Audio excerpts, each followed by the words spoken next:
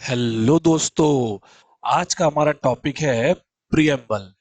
पर ये प्रियम्बल होता क्या है, आइए समझते हैं। दोस्तों, जब भी आप कोई किताब खरीदने जाते हैं तो क्या वो किताब आप पूरी पढ़ लेते हैं? बिल्कुल नहीं। आप उसका कंटेंट देखते हैं, इंट्रोडक्शन देखते हैं, जिससे आपको उस किताब का आइडिया लगता है। उसी तरह से हमारे देश का कॉन्स्टिट्यूशन बहुत बड़ा है, इसको पूरा नहीं पढ़ा जा सकता। तो इसीलिए इसका भी एक सिंगल पेज में जो डिटेल में डिस्क्रिप्शन करता है, उसे क्या कहा जाता है? प्रियम्बल कहा जाता है। अब वर्ल्ड का सबसे पहला प्रियम्बल किसका था? अमेरिका का था। देखिए, ये रहा अमेरिका का प्रियम्बल, जो कि 4 मार्च 1789 से क्या हो गया था? लागू हो गया था। और इंडिया में अगर हम बात करें तो पंडित नेहरू जी ऑब्जेक्टिव रेजोल्यूशन के तौर पर कॉन्स्टिट्यूएंट असेंबली में सबसे पहले प्रियम्बल लेकर आए थे। क्यों लेकर आए थे? इसलिए लेकर आए थे कि ताकि हमें जो है अपने कॉन्स्टिट्यूशन को बनाने के पहले एक दिमाग में एक रफ आइडिया हो कि हमें कॉन्स्टिट्यूशन किस तरीके का बनाना है। ये 13 दिसंबर 1946 को लाया गया था और 22 जनवरी 1946 को लागू हो गया था। अब लेकिन प्रियम्बल एग्जैक्टली होता क्या है? तो ये एक ब्रीफ इंट्रोडक्टरी स्टेटमेंट होता है, जिसमें हमारे देश के सारे गाइडिंग पर्पस होते हैं, प्रिंसिपल होते हैं, और हमारे कॉन्स्टिट्यूशन की सारी फिलोसॉफी होती है। और जो भी हमारे कॉन्स्टिट्यूशन मेकर्स हैं, उनके सारे के सारे ड्रीम्स और उनकी वैल्यूज जो है वो इसके अंदर पाई जाती है। अलग अलग लोगों ने इसको अलग अलग तरीके से डिस्क्राइब किया है। जैसे बहुत ही इंपॉर्टेंट वकील N.A. पालकीवाला ने इसे identity card of the constitution कहा है। फॉर एग्जाम्पल, जैसे अगर हम अपनी बात करें तो हमारे बारे में सबसे अच्छा डिस्क्रिप्शन कौन देता है? हमारा आधार कार्ड देता है, जो हमारा नाम, एड्रेस, जेंडर वगैरह सब बताता है। तो उसी तरह से कॉन्स्टिट्यूशन का आइडेंटिटी कार्ड क्या है? प्रियम्बल है। इसके अलावा के एम मुंशी जी ने इसे horoscope of our sovereign democratic republic कहा है। मतलब कि देखिए जरा, कुंडली क्या करती है? हमारा भूत, भविष्य और वर्तमान तीनों बता देती है। तो उसी तरह से जो प्रियम्बल है, उसकी डिटेल डिस्क्रिप्शन कौन करता है? प्रियम्बल ही करता है। इसके अलावा ठाकुरदास भार्गव जी ने इसे सोल ऑफ कॉन्स्टिट्यूशन या की टू द कॉन्स्टिट्यूशन कहा है।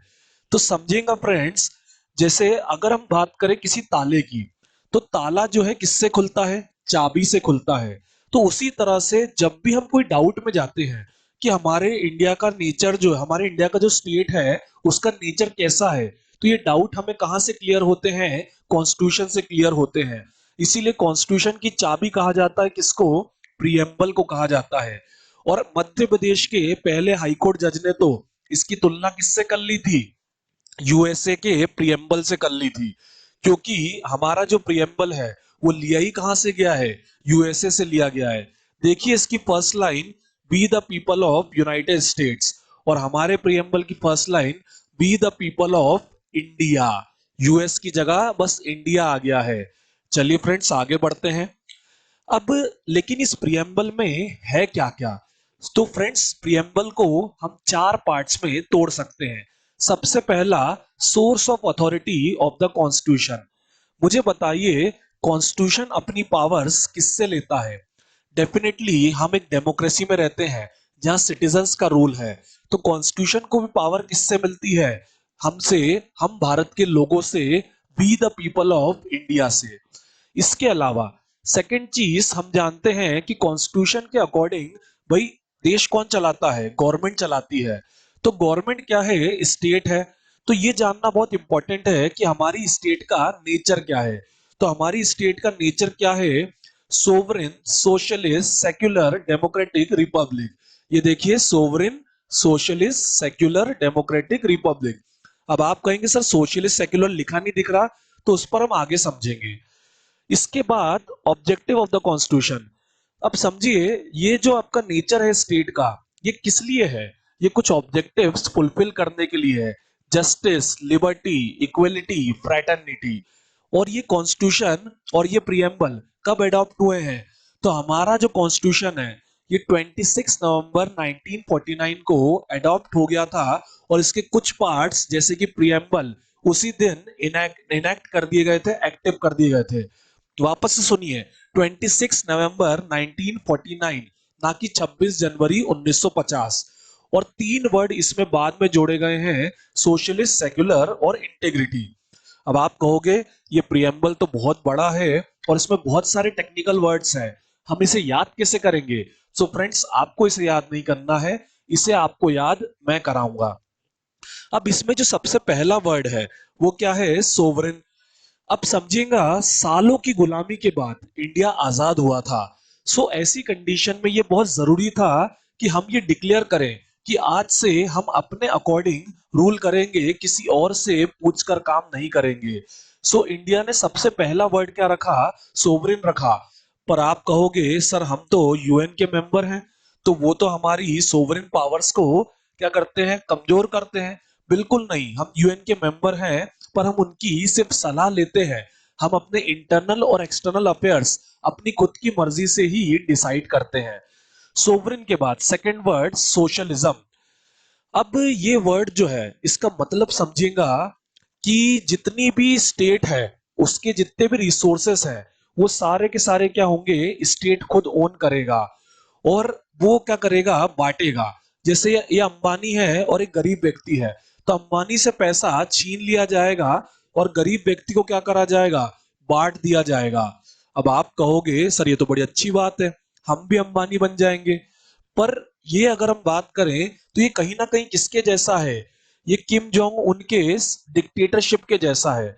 पर इंडिया में तो कहीं भी डिक्टेटरशिप नहीं है।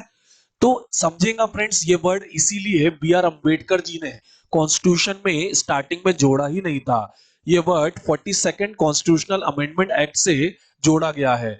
और तब भी ये क्लियर करा है सुप्रीम कोर्ट के द्वारा कि इंडिया की अपनी खुद की सोशलिज्म की एक डेफिनेशन है, जिसको B R Ambedkar ji constitution बनाते वक्त ही डाल गए थे, जो कि है equality of status and opportunity. अब ये क्या होता है?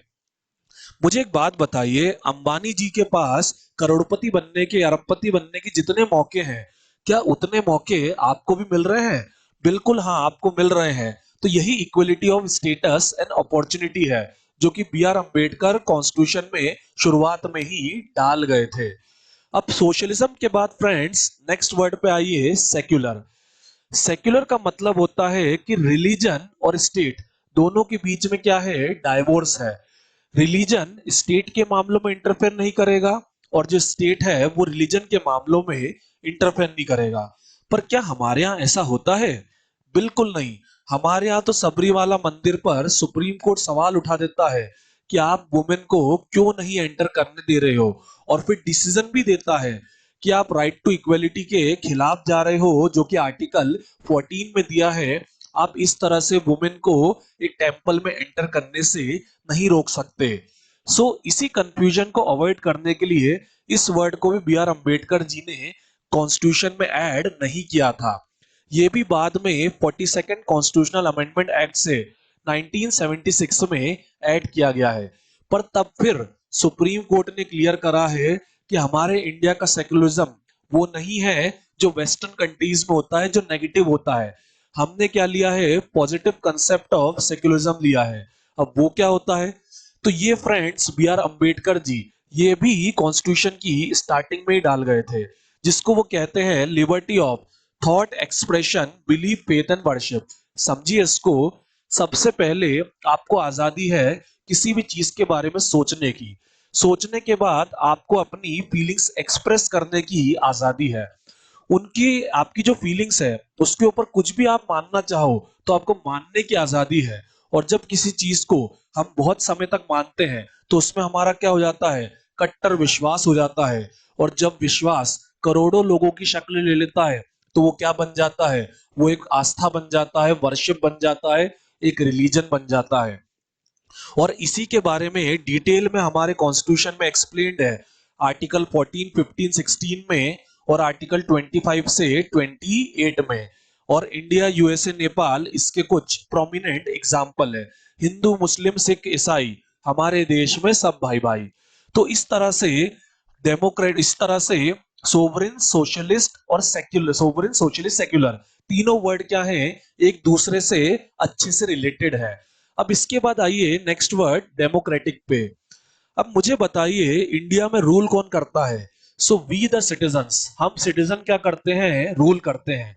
सो इसी का एक टाइप होता है डायरेक्ट डेमोक्रेसी, जिसमें सारे सिटीजन क्या होते हैं? एक जगह इकट्ठे होते हैं और इकट्ठे होकर वो क्या करते हैं? लॉ बनाने का काम करते हैं। पर इंडिया की आबादी कितनी है फ्रेंड्स? 121 करोड़ है। क्या इतने सारे लोग एक जगह इकट्ठे हो सकते हैं? बिल्कुल नहीं। हम तो इंग्लैंड से भी 25 गुना साइज में बड़े हैं। सो इसीलिए इंडिया में हम क्या करते हैं? लोग किसको चुनते हैं? पॉलिटिशियन को चुनते हैं। और पॉलिटिशियन क्या करते हैं? लॉ और पॉलिसी बनाते हैं। तो हमारे यहाँ क्या है? हमारे यहाँ इनडायरेक्ट डेमोक्रेसी है। यानी इसीलिए हम कहते हैं डेमोक्रेसी का मतलब होता है या तो लोग पावर्स डायरेक्ट इस्तेमाल करें या फिर जो है अपने इलेक्टेड रिप्रेजेंटेटिव्स की मदद से रूल करें। तो इंडिया में जहां पॉपुलेशन ज्यादा है वहां पर क्या होता है? इनडायरेक्ट डेमोक्रेसी प्रैक्टिस होती है। और ग्रीस एथेंस में फर्स्ट सेंचुरी के आसपास क्या होता था? डायरेक्ट डेमोक्रेसी प्रैक्टिस होती थी। अब नेक्स्ट वर्ड पे आइए, रिपब्लिक। इसको समझने के लिए मुझे एक बात बताइए, हमारे इंडिया के प्रेसिडेंट कौन है? बिल्कुल फ्रेंड्स, हमारे प्रेसिडेंट है रामनाथ कोविंद जी। अब रामनाथ कोविंद जी किस कास्ट से बिलोंग करते हैं? बिल्कुल वो एक दलित है। सो इंडिया का प्रेसिडेंट क्या है? एक दलित है। तो ऐसा कैसे हो पा रहा है? ऐसा इसलिए हो पा रहा है कि इंडिया एक रिपब्लिक कंट्री है। रिपब्लिक का मतलब कोई भी व्यक्ति जो इंडिया का सिटीजन है वो किसी भी हाई से हाई पोस्ट पर, हेड ऑफ स्टेट तक की पोस्ट पर क्या कर सकता है? बैठ सकता है। तो डेमोक्रेटिक और रिपब्लिक दोनों एक दूसरे से क्या है फ्रेंड्स? जुड़े हुए हैं। डेमोक्रेटिक मतलब आपको चुनने का अधिकार है और रिपब्लिक मतलब आपको किसी भी पोस्ट पर खड़े होकर चुने जाने का भी अधिकार है। बट ये यूनिक कैसे है? तो ये यूनिक ऐसे है फ्रेंड्स, अगर हम बात करें ब्रिटेन की, so Britain is not a republic. क्या बात कर रहे हैं? ब्रिटेन रिपब्लिक नहीं है? हाँ नहीं है। कैसे नहीं है? ब्रिटेन में जो रॉयल ब्लड होता है, जो रॉयल फैमिली होती है, उसी से क्या होता है? प्रेसिडेंट बनता है, उसी से राजा बनता है। यानी कि ब्रिटेन क्या है? एक हेरिडिटरी है। तो मतलब वो डेमोक्रेटिक होते हुए भी रिपब्लिक नहीं है। इस तरह से ये पांचों word nature of state describe किए जाते हैं। उसके बाद ऑब्जेक्टिव्स में सबसे पहला ऑब्जेक्टिव क्या है फ्रेंड्स? जस्टिस। अब जस्टिस जो है वो कौन सा है? लीगल जस्टिस नहीं है। ये कौन सा है? ये डिस्ट्रीब्यूटिव जस्टिस है। सर वो क्या होता है? समझेगा, इंडिया में अगर हम बात करें तो हिंदू, मुस्लिम, सिख, ईसाई अलग अलग रिलीजन के लोग रहते हैं। मेल फीमेल रहते हैं। अलग अलग भाषाओं के लोग रहते हैं। अलग अलग कलर के लोग रहते हैं। अलग अलग वंश के लोग रहते हैं। अलग अलग कास्ट के लोग रहते हैं। पर इन सब में क्या कहा गया है? इन सबको बराबरी से क्या करना है? ट्रीट करना है। और यहां तक कि जो हमारी लोग जो पीछे रह गए हैं मेन स्ट्रीम से, मुख्य धारा से, उन्हें तो क्या करना है? उठाना है। और उनके लिए स्टेट को अलग से स्कीम्स बनाना है। तो डिस्ट्रीब्यूशन हो रहा है किसका? अधिकारों का।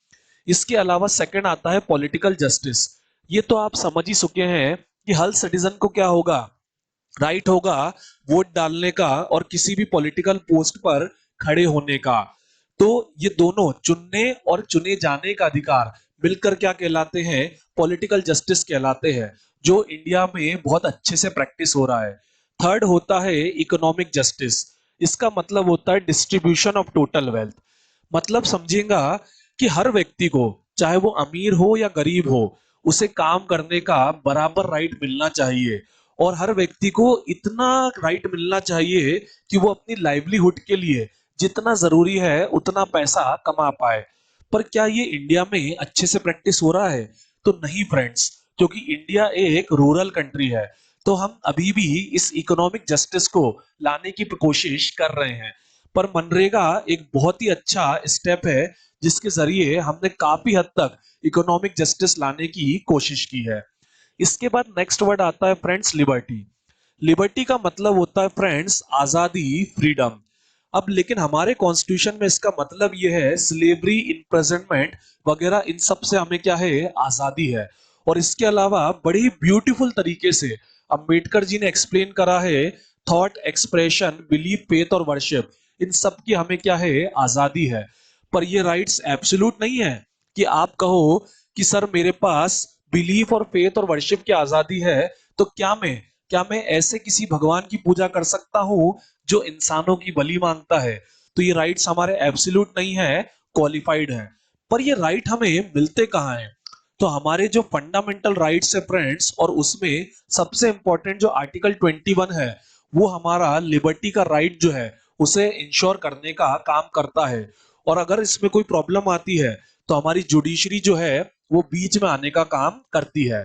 इसके बाद नेक्स्ट आता है फ्रेंड्स फ्रैटर्निटी। फ्रैटर्निटी का मतलब होता है भाईचारा। पर आप कहोगे सर इतने बेसिक वर्ड को कॉन्स्टिट्यूशन में क्यों डाला गया है?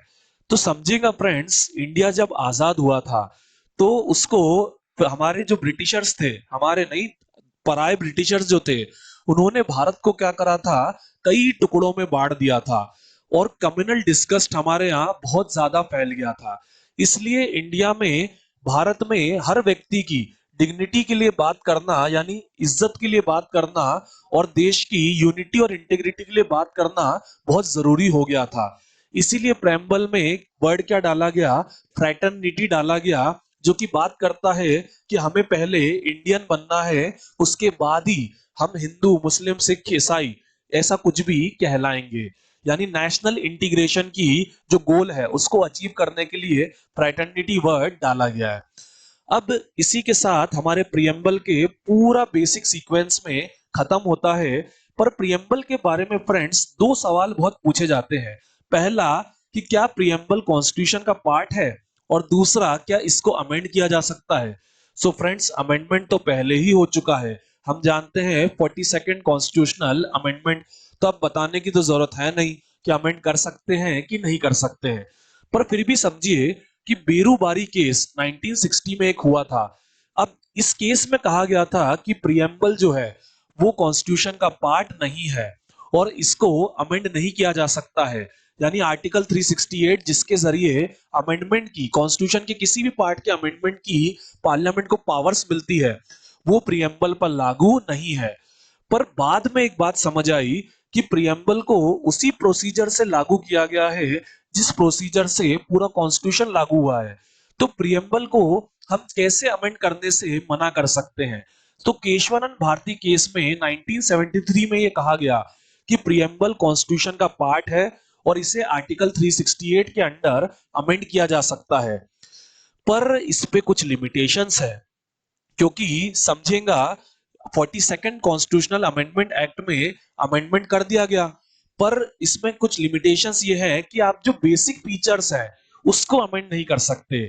जैसे आपने सोशलिज्म, सेक्युलर और इंटीग्रिटी ये तीन वर्ड जोड़े, तो इससे हमारा प्रियम्बल क्या हुआ, पहले के मुकाबले और स्ट्रांग हुआ, पावरफुल हुआ।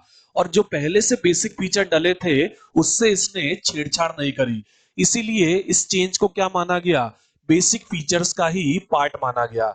अब मैं समझता हूं फ्रेंड्स आपको पूरा प्रियम्बल अच्छे से क्लियर हो गया हो। तो अगर आपको आज का सेशन पसंद आया हो तो लाइक करें, शेयर करें, सब्सक्राइब करें, और कोई भी डाउट हो तो नीचे कमेंट सेक्शन में मुझे बताएं। आज के लिए फ्रेंड्स टाटा बाय बाय।